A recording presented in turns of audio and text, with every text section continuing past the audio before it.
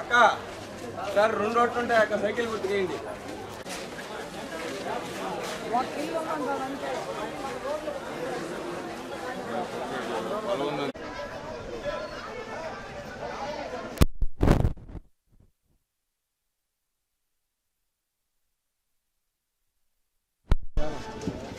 నేను ఒకటే చెప్తున్నాను, ఎవ్వరు షాపులలో కానీ ఇళ్ళల్లో కానీ ఎవ్వరు భయపడాల్సిన అవసరం లేదు. ఏదైనా మిమ్మల్ని సంప్రదించకుండా, లోకల్ నాయకులు సంప్రదించకుండా ఇటువంటిది కూడా జరగదు. ఇప్పుడు ఈ ప్రభుత్వం నేను సరేపల్లి కాలువ కట్టంతా ఎత్తేస్తానని ప్రచారం చేశారు, జాఫర్ కెనాల్ కట్ట ఎత్తేస్తానని ప్రచారం చేశారు.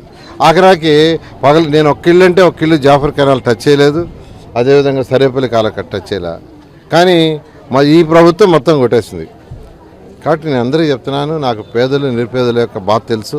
నేను పుట్టి పెరిగింది ఒక పేద కుటుంబంలో, పూరి గుడిసెలోనే, ఎంఎస్సీ చదివి కూడా పూరి గుడిసెలో, ట్యూషన్లు స్టార్ట్ చేసిన నారాయణ ఇన్స్టిట్యూషన్ ఈరోజు ఇంత డెవలప్ అయింది కూడా ఆ పూరి గుడిసెలో ట్యూషన్ చెప్పి.